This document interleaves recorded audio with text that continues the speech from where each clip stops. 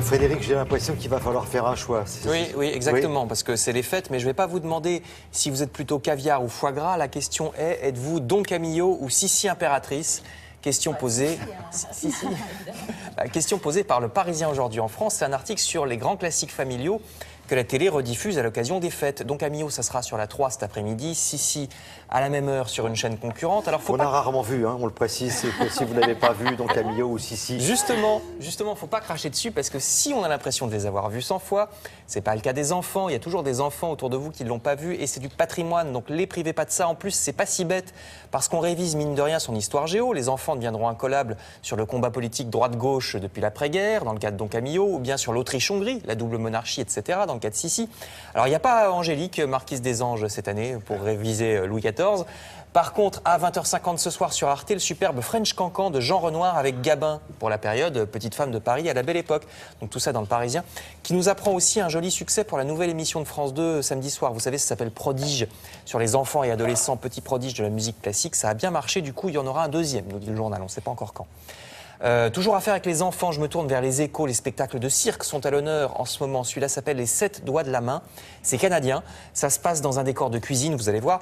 Ils font des acrobaties et de la voltige. C'est réussi, disent les Échos. C'est à la fois musical, poétique, culinaire. Ça s'appelle Cuisine et Confession. En ce moment, c'est à la Cigale à Paris jusqu'à la fin de la semaine. Ensuite, ça part en tournée. Il y aura Villefranche-sur-Saône, Quimper, Voiron, etc. Vous lirez tout ça dans les Échos. Oui, ça vous intéresse? Oui, non, je pensais aux les 7 doigts de la main. Je pense qu'Anna Reinhardt en a parlé, d'ailleurs, de ce spectacle. Elle a raison, les Échos confirment que c'est pas mal. Alors, avec les enfants ou pas, cette fois, une belle exposition dans l'humanité. C'est au musée des Arts Asiatiques à Paris, c'est sur la Chine. Les objets ont 2000 ans, comme vous voyez sur cette statuette, sur la photo. C'est l'Empire Han qui était contemporain à peu près des Romains. Beaucoup de sculptures et de calligraphie, c'est jusqu'en mars. Enfin, je termine plus près de nous, au contraire. Libération se penche sur l'essor des réseaux sociaux chez les politiques. De plus en plus, on voit, vous savez, les hommes et femmes politiques utiliser Twitter ou Facebook pour leurs déclarations. Ça fait plus moderne, c'est très rapide, etc. Alors pour François Hollande, c'est récent parce qu'il n'était pas sur Twitter au début de son mandat. Maintenant, au contraire, l'équipe qui fait le point chaque semaine sur ce qu'on dit de lui dans la presse lui fait aussi un petit résumé de ce qu'on dit sur les réseaux sociaux. C'est très important pour lui, pour savoir ce qui se passe. Alors, ça se passe tous les samedis à l'Élysée, cette petite conférence. Et donc, désormais, il a aussi son compte Twitter. On lui prépare évidemment ses tweets et ses dossiers, mais c'est lui personnellement qui les valide ou pas.